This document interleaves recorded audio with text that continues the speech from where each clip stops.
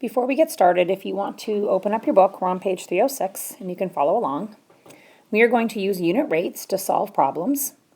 And one of the things we're going to look at is solving constant speed problems. Constant speed means that the speed stays the same over time. And you'll be using these in math and in science as well. So the first example talks about a jet flying at a constant speed. And in this example, the jet flies 175 miles in 7 minutes. And you can see in the table that they have written it down right here, 7 minutes, 175 miles. And then if you want to use the table, you can record equivalent rates to find out how far the jet could fly in 85 minutes. Now, when they talk about the unit rate, if you remember, you're going to take 175 and divide it by 7. This is going to give you your constant rate of change, and you will end up getting 25 miles in 1 minute. That's your unit rate. And now if you wanted to find out how far it could fly in 85 minutes, you could take that unit rate. You'll see here where they have the 1, and they multiplied it by 85, because it's 1 minute, 85 minutes. And then if you take 25 and multiply it by 85, you'll get 2,125 minutes. So using a table is one way that you could do this. And you know I'm a big fan of the tables. Another way you can do it is just setting up, looks like an equivalent fraction. So you could start off by doing 175 divided by 7, getting your unit rate, which is right here, and then setting it up, taking this 25 miles, multiplying both numerator and denominator by 85, and you'll get the same answer. Down below at the try it section, they're setting up the equivalent fractions for you. And go ahead and fill this out as we write in the book, and let's take a look at what the question's asking. It says at the same rate, which is the 25 miles in 1 minute, how far would the jet fly in 75 minutes? So what we know right now is that we do have 25 miles in 1 minute. So this is where they're filling in the 25. So right here is your unit rate. And then what they're saying is we need to get to 75 minutes. So 1 times 75 will get us to 75. And what we do to the denominator, we also must do to the numerator. And then if you multiply 25 and 75, you're going to get 1,875 miles. So the jet would fly 1,875 miles. I'm going to go back up to the table. I'm going to look at this in green. You might have remembered that we talked about some patterns that we could see in the table.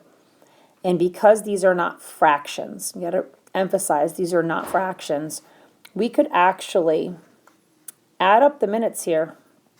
25 minutes and 50 minutes gives you 75 minutes. And then if you add up the corresponding miles, you have 625, and you're adding it to 1,250, and that will give you 1,875. So we are not adding numerators and denominators here. We're just looking at the relationships in the table. This section is looking at solving unit rates problems. This is where you're going to take a unit price. If you look over here, and then we have figured how much it's going to cost if you wanted a little bit more for $7.20. So over here we have 24 slices. We only need 5. We're just making 2 sandwiches. We don't need 24. They're going to go bad. So at that same 24 slices, we're just making 2 sandwiches. How much is it going to cost us for? If you look at the ratio table, just 5 slices. We're going to take this is where $24 to find the unit 24 rate slices for $7.20, and we're going to figure out the unit forward to rate. Find out how much for 5 slices. And if we divide, so if you'll notice by 24, the 24 by 24, the ratio we're going to find out that it's 30 cents per slice. They divided by 24, and then we're going to multiply that by 5 down to 1 slice. So that'll give you your 7 slices. 1 times 5 is 5. 30 cents times 5 is going to be $1.50. So it's going to cost you $1.50 for those 5 slices. Again, if you don't want to use the table, you can look over here and you can set it up as equivalent fractions using the same method, finding a unit rate by dividing the numerator and the denominator by 24, and then taking that unit price of 30 cents per slice and multiplying it by 5. So go ahead and try the Triad problem here. Jared paid $13.80 for 5 tickets to the game. At the same rate, how much would 3 tickets cost?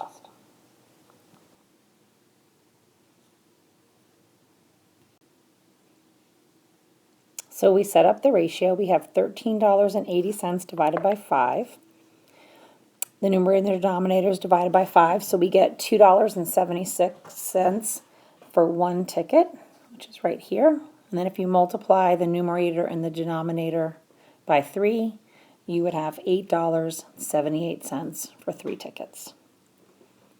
Now the last one is using an equation. This is the distance formula. Distance equals rate times time. And again, you will definitely see this in science.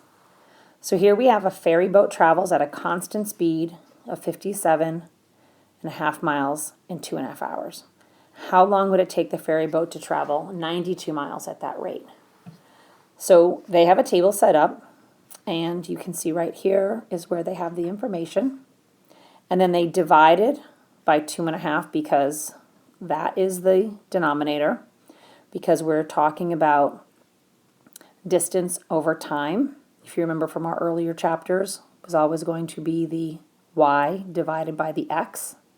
So you're dividing by the time, and you have in 1 hour, it can go 23 miles. So now you're going to set up your formula, which is distance equals rate times time. It wants to know how long. How long, is it distance or is it time? What does how long mean? So how long is looking for time. We do not know what time is. And it wants to go 92 miles. So it's already going 23 miles right here. 23t is 23 miles per hour. And we want to know how long it's going to take to go 92 miles. So they set it up as, I'm just going to rewrite it here. They're 92 equals 23 times t. Because they're trying to find a comparison between the 23 and the 92 as far as time. We're solving for t. We're going to divide both sides by 23. And it will take 4 hours for it to travel 92 miles. So this is using an equation to figure this out. Is there another way that you could have done this? You could have set up a table, and I will actually extend this table out a little bit. And we could have said, well, our distance is 92. And then you could have looked at 92 divided by 23 is 4, and 1 times 4 is 4. That's another way to do it. However, I strongly urge you to get used to this formula because you are going to be seeing it. So take a look at the practice problems on page 308. So how can you use unit rates to solve problems? Well, I guess if you're given a rate and you have to find an equivalent rate and you don't know how much a number goes into it evenly, you can always go back to that unit rate, and that makes the comparison a little bit easier. If they're looking at something like here, it takes 4.5 seconds to go 18 centimeters. Maybe it's easier for you to drop it down to 1 through division and then multiply. This might be easier when you have, numbers without decimals, and then you might have to find a number that has a decimal. But bringing it back to a denominator of 1 makes the comparisons really easy. Number 2, an ostrich runs 6 miles in 12 minutes at a constant speed. Explain how you can use a unit rate to find out how far the ostrich could run in 40 minutes. So we have our minutes comparison. We have 12 and 40, and it's running 6 miles. So One thing you can do is if you set up a table, you've got minutes and miles, and it's running 6 miles in 12 minutes, and you want to go to 40. So if we brought this down by doing some division, let's say we brought it down. So let's take a look at the unit rate here. So if we divided 12 by 12 gives you 1, and then 6 divided by 12 gives you a half. This is times 40, and this is times 40, which gives you 20. 20 miles in 40 minutes. Something else you could also do is, it's not really a unit rate, but it is another way to do it, is if you divided 6 by 6 and got 1, and then 12 by 6 and got 2, you've got 2 times 20 is 40, 1 times 20 also is 20. I'm going to talk more about this in class. It's not using a unit rate, but in the way that we've been talking about, but it is using a type of unit fraction. So we'll talk about this a little bit more in class. Bananas sell for 58 cents per pound. How could you write an equation to show the relationship between the total cost and the number of pounds of bananas, which they're saying is P. So we want an equation, which means we need an equal sign. So this is going to be similar to our distance equals rate times time. Total cost is C, and the number of pounds of bananas, P. So if you bought 1 pound of bananas, that would be 58 cents.